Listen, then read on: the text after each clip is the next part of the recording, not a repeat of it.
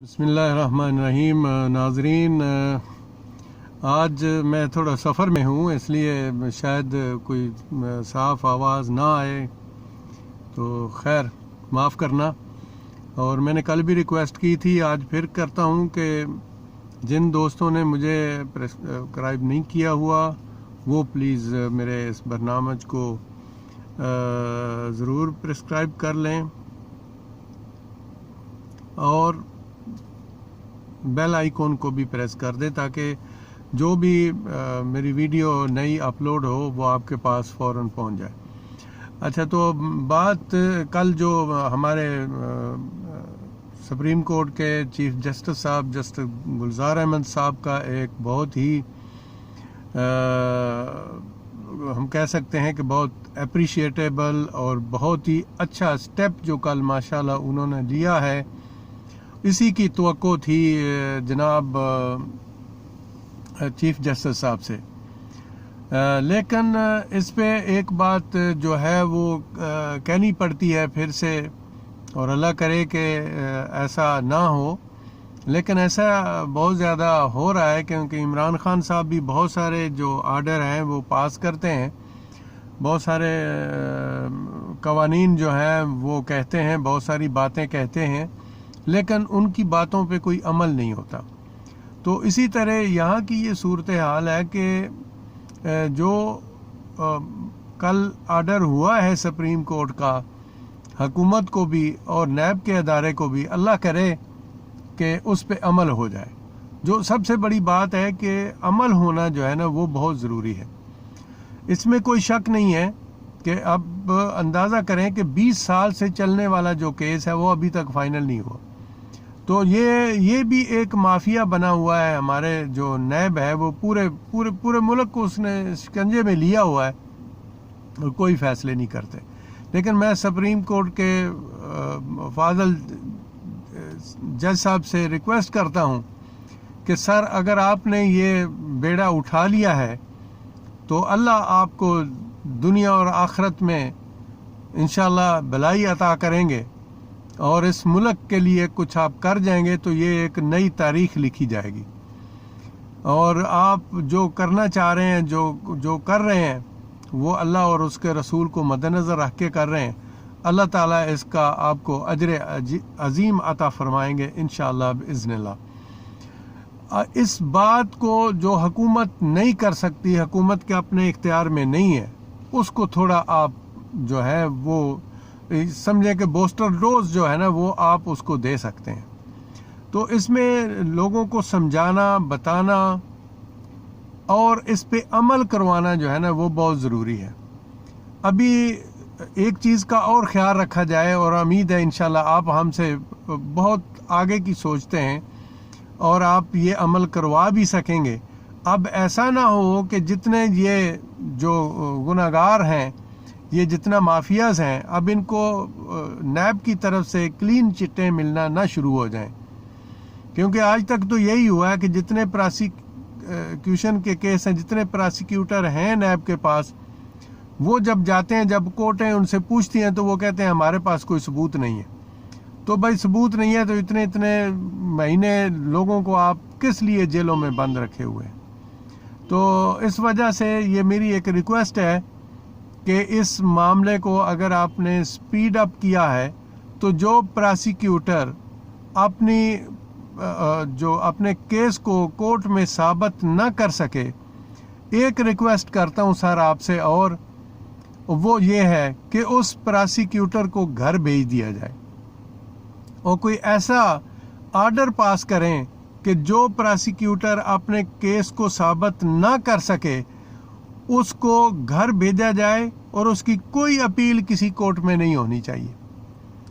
तब कहीं जाके ये लोग इंसान बनेंगे, अदरवाइज ये ऐसा नहीं कर सकते। मैं आपको एक ज़ाती केस बताता हूँ। एक पटवारी की मैंने कंप्लेन की हुई है और उस कंप्लेन को किए हुए मुझे 6 महीने से ज़्यादा गुजर गए हैं, लेकिन आज तक उस पटवारी के साथ कुछ नहीं हुआ, बल्कि उल्टा उसने मुझे धमकियां देनी शुरू कर दी थी, मेरे ससुराल फैमिली को धमकियां देना शुरू कर दी थी।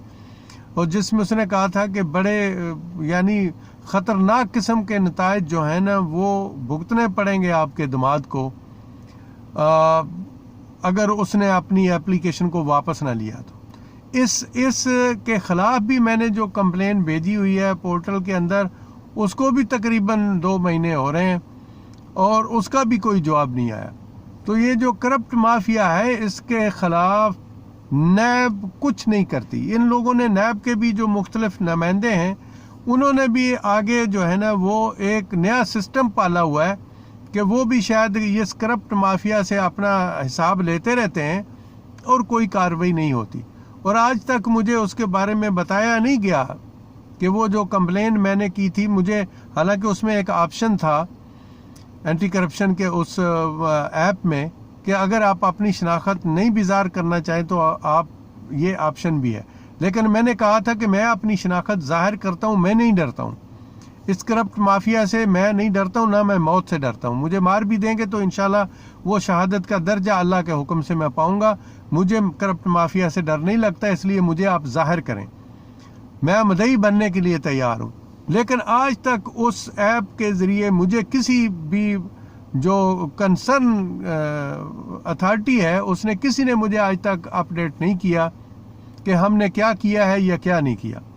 ایک اپڈیٹ آئی تھی وہ تقریباً 4تھے مہینے میں یا 5ویں مہینے میں کہ جی وہ سیالکوٹ کے جو سی ای او ہیں ان کے پاس ہم نے بھیج دیا، لیکن اس کے بعد کوئی اطلاع نہیں آئی.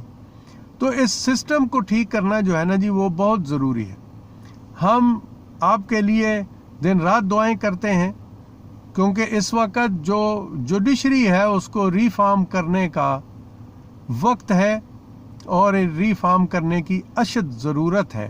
جیسے ارشد ملک جج کا ہے، اسی طرح کے بہت سارے ایسے ججز ہیں.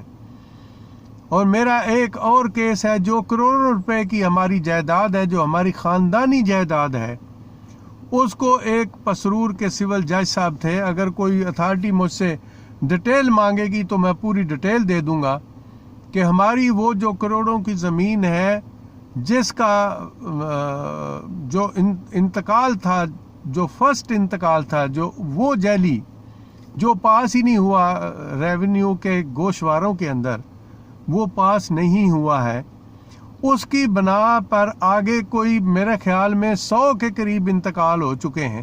لیکن میں پوچھتا ہوں کہ جب ایک بیسک انتقال ہی پاس نہیں ہوا تو اس کی بنا پہ آگے انتقال کیسے ہوتے گئے. تو اس کیس کو لے کے میں جو پسرور کے سول جج صاحب تھے ان کے پاس پرسنلی پیش ہوا تھا اور ان سے میں نے ریکویسٹ کی تھی کہ سر دیکھیں یہ ریونیو بورڈ سے ہم گوشوارے لے کے آئے ہیں، ان گوشواروں میں یہ جو انتقال نمبر ہے یہ درج ہی نہیں ہے، یعنی یہ پاس ہی نہیں ہوا، یہ جعلی ہے. تو جب یہ ایک میجر انتقال ہی جعلی ہے، جو مدر انتقال ہے جس کی بنا پر یہ زمین ٹرانسفر ہوئی، تو جب وہی جعلی ہے تو باقی تو سارے انتقال جعلی ہو گئے نا جی. لیکن اس کے باوجود بھی ہم اتنے پیسے والے لوگ نہیں تھے، ہم جج صاحب کو کچھ نہ دے سکے، جبکہ ہمارے وکیل صاحب یہ کہتے رہے کہ بھائی ان کو کچھ دے لیں. ہم نے کہا جی میں کچھ نہیں دوں گا، سیدھی سی بات ہے، یہ ہماری جائیداد ہے. قانون کہتا ہے کہ اگر مالک 200 سال کے بعد بھی جو ہے وہ جاگ اٹھے تو وہ مالک ہی ہوتا ہے. لیکن اس سول جج صاحب نے جو فیصلے میں لکھا، انہوں نے یہ لکھا تھا کہ چونکہ یہ بڑے پرانے قابض ہیں اس زمین کے اوپر، اس لیے یہ انہی کا حق بنتا ہے. تو آپ بتائیں کہ کیسے کیسے جج بھرتی ہوئے ہیں.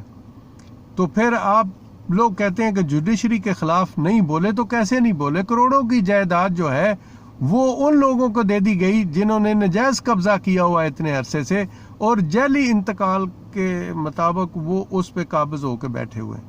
تو آپ بتائیں کہ پھر کیا کر سکتے ہیں.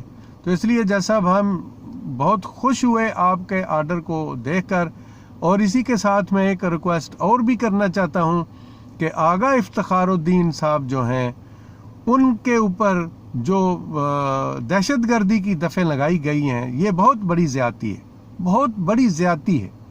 ٹھیک ہے انہوں نے گالیاں دی ہیں تو گالیوں کے مطابق جو دفعہ بنتی ہے وہ ان پر لگا دیا جائے، وہ دفعہ ان پہ لگا دی جائے.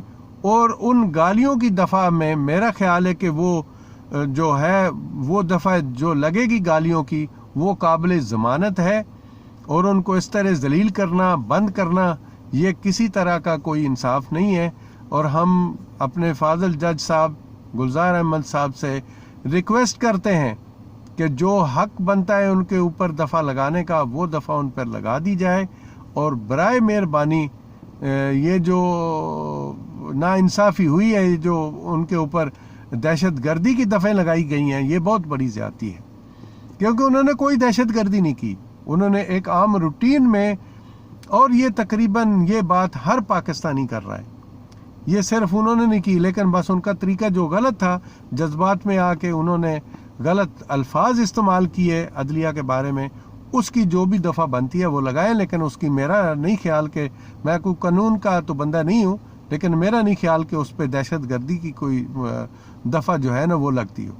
نہ وہ کلاشن کو پکڑ کے گئے ہیں، نہ وہ جو اس وقت ہمارے جو قاضی فائز عیسیٰ صاحب ہیں، نہ ان کے گھر میں وہ گھر کے سامنے گئے، نہ انہوں نے کوئی کلاشن کو پکڑی، نہ انہوں نے کوئی دہشت گردی کی ہے۔ اس لیے برائے مہربانی جو کنسرن ادارے ہیں ان کو کہا جائے کہ وہ اس دہشت گردی کی جو دفعہ ان پہ لگائی گئی ہے اس کو ختم کریں۔ اللہ آپ کو جزائے خیر عطا فرمائے، اور اس ملک میں ایک نئی تاریخ آپ رقم کر جائیں، آپ عدلیہ کو ریفارم کر جائیں، یہی بڑی آپ کی مہربانی ہوگی۔ اللہ آپ کا حامی و ناصر ہو، اور اس ملک کا بھی حامی و ناصر ہو۔ خدا حافظ۔